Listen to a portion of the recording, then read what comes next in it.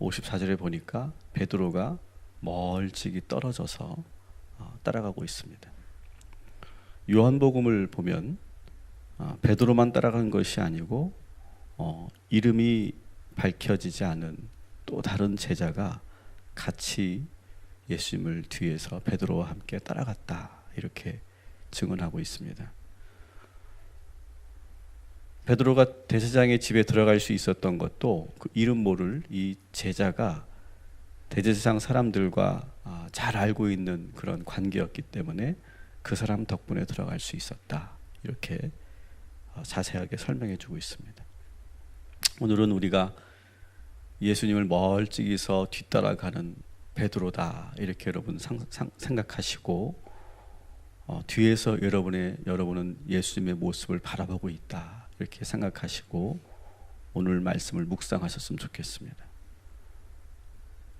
멀찍이서 따라가면서 예수님을 지금 바라보고 있는데, 예수님은 지금 이 군사들에게 붙잡혀서 가는 그 뒷모습이 어떠셨을까 한번 여러분 상상해 보시기 바랍니다.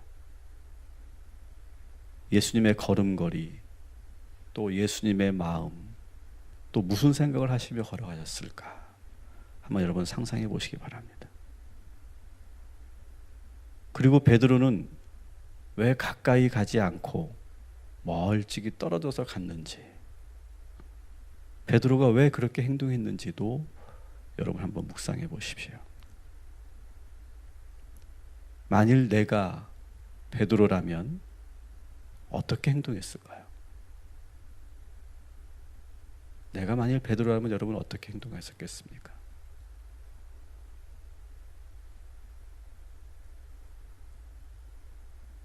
이 대제사장 가야바의 집은 개인 관저이기도 하지만 사내들인 공회 회의가 열리는 회의장도 그 안에 있었어요.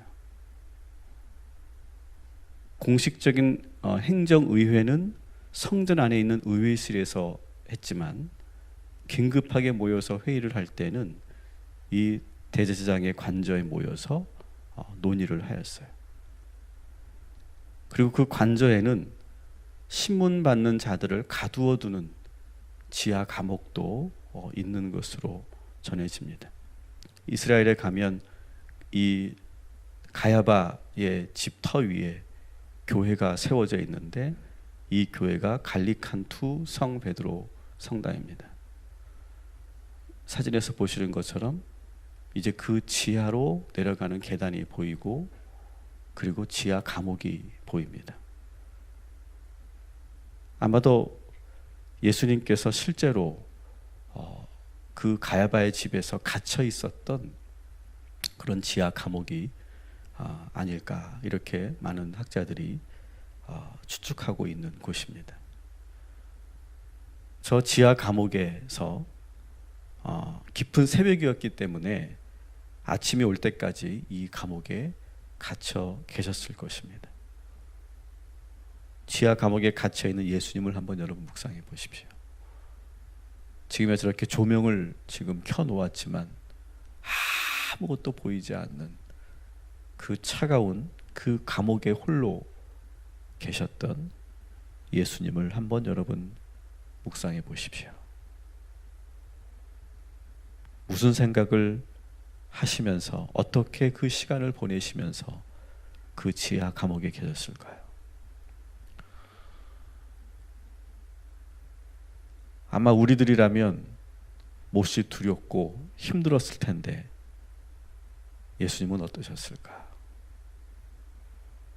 실내 온도는 점점 떨어지고 몹시 떨어져서 몹시 추위를 느끼셨을 것이고, 또 그 전에 겟세마네 동산에서 온몸이 땀이 뒤범벅이 될 정도로 기도하셨기 때문에 아마 그 체온은 더 떨어지셨을 것입니다.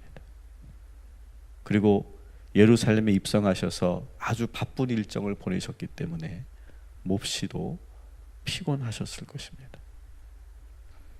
이제 몇 시간 후면 신문이 시작될 것이고 여러 차례의 재판이 이제 진행될 것입니다. 극도의 긴장된 이 밤을 예수님은 어떻게 보내셨을까? 만일 우리가 이렇게 큰 재판을 앞두고 지하 감옥에 갇혀 있다면 우리는 어떤 상태가 될까요?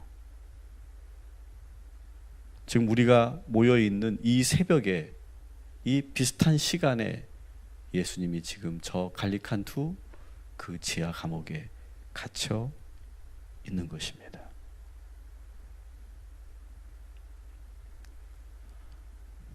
지금 우리들처럼 예수님께서 지하 감옥에 계심을 깊이 묵상했던 영성가들은 이렇게 상상합니다. 아마도 예수님이 시편 88편을 묵상하지 않으셨을까? 실제로 정확한 예수님께서 88편을 묵상했다라고는 말할 수 없지만 아마도 그 말씀을 떠올리면서 그 말씀을 묵상하지 않았을까? 이렇게 상상을 해보기도 합니다. 한번 우리 시편 88편 말씀을 우리 천천히 마치 우리가 지하 감옥에서 예수님께서 묵상하셨을 것이다 이렇게 상상하면서 우리 함께 이 말씀을 묵상해 가도록 하겠습니다. 우리 천천히 같이 읽어보겠습니다. 여호와 내 구원의 하나님이여, 내가 주야로 주 앞에 부르짖었사오니 나의 기도가 주 앞에 이르게 하시며 나의 부르짖음에 주의 귀를 기울여 주소서.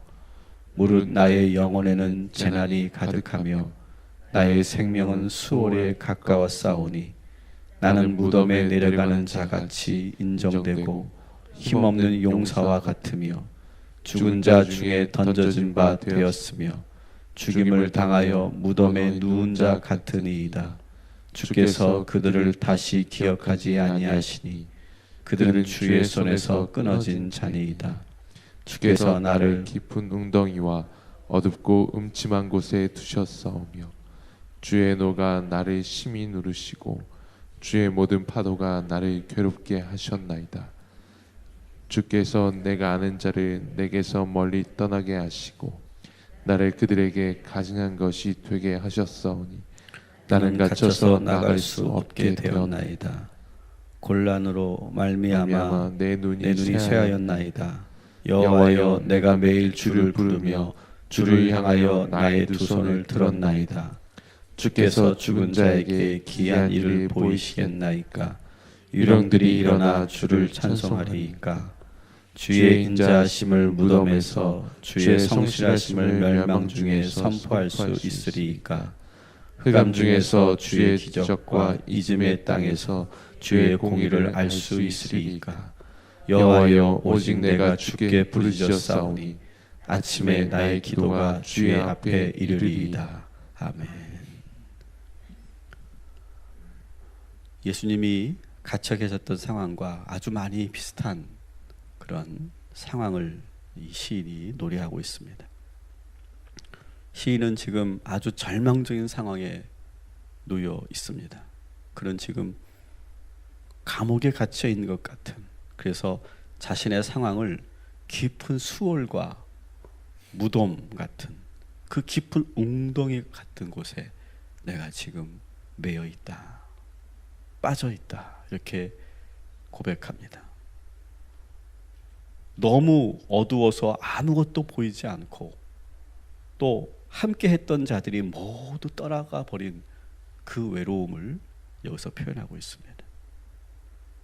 우정과 의리를 맹세했던, 충성을 맹세했던 친구들은 모두 다 떠나가 버리고, 그런데도 너무너무 피곤해서 눈이 쇠하여져서 자꾸만 눈이 감기는, 그런데 그때 이 시인이 손을 들어 찬양하기 시작합니다. 그리고 부르짖어 기도하기 시작합니다. 그러면서 13절에 이렇게 말하죠. 여호와여, 오직 내가 주께 부르짖었사오니 아침에 나의 기도가 주의 앞에 이르리이다.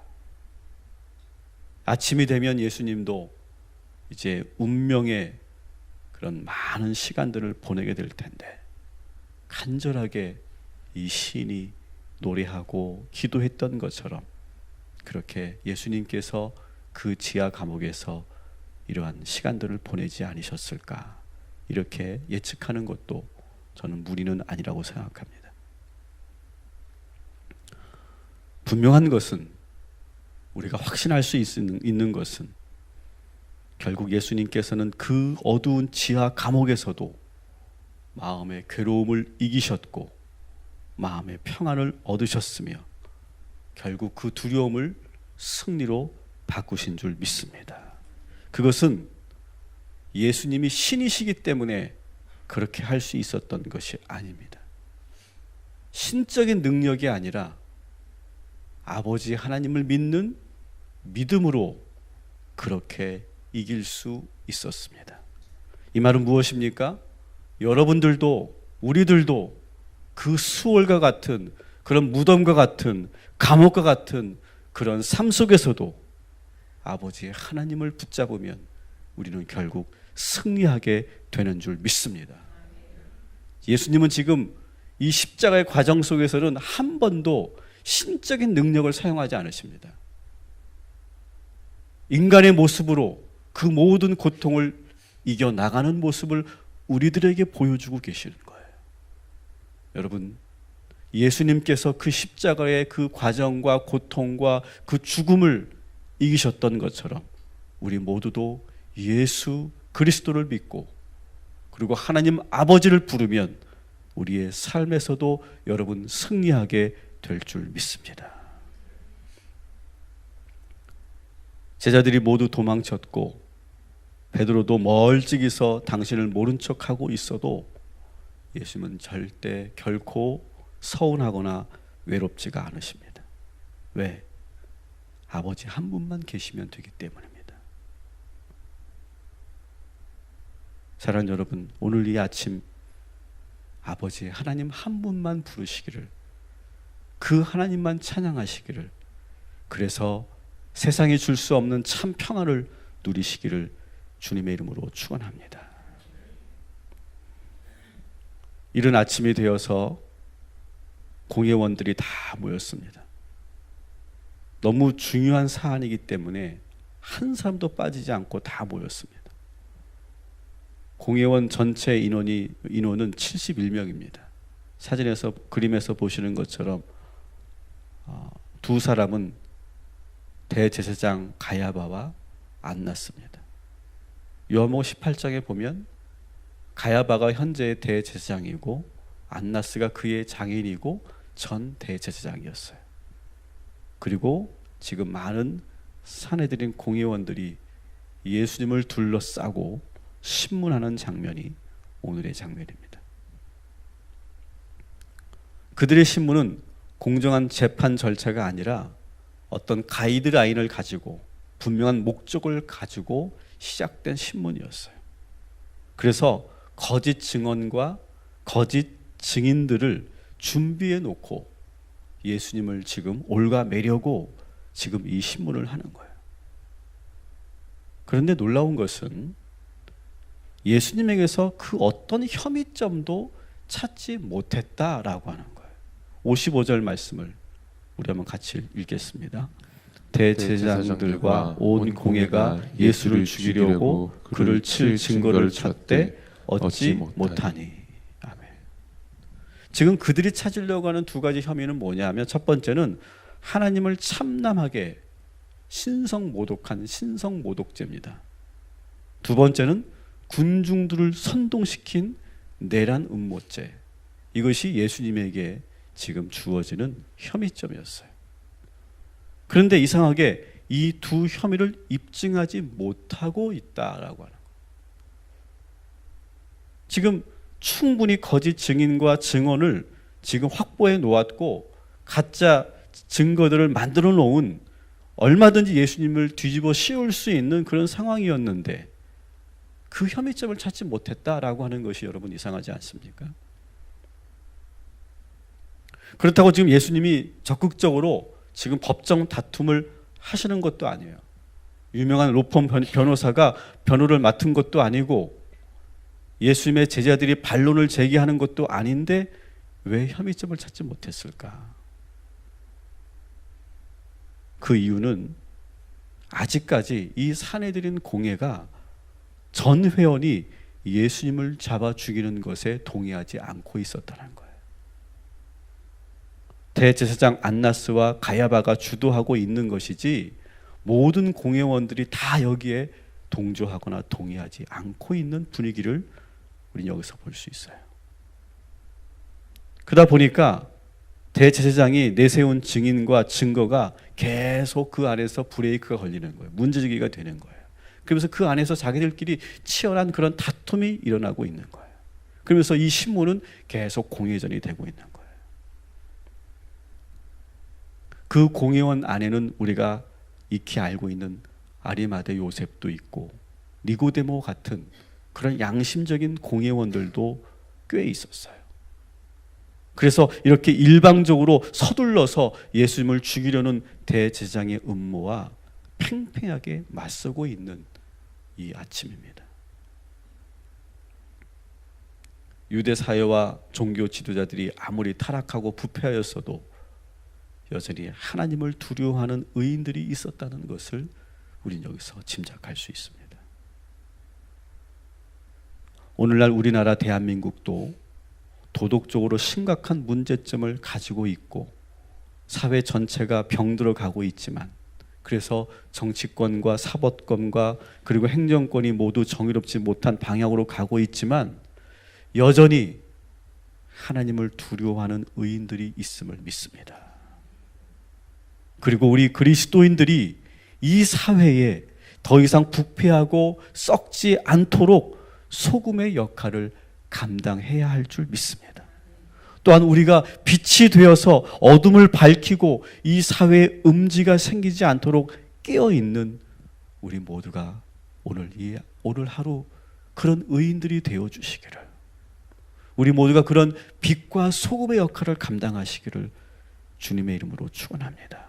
그래서 여러분이 속한 조직과 일터에서 잘못된 방향으로 치닫고 있는 것을 여러분 지연시키고 막고 그리고 그것을 차단하는 그런 일들을 우리가 감당할 때 하나님께서 기뻐하실 것이고 우리의 사명인 줄 믿습니다.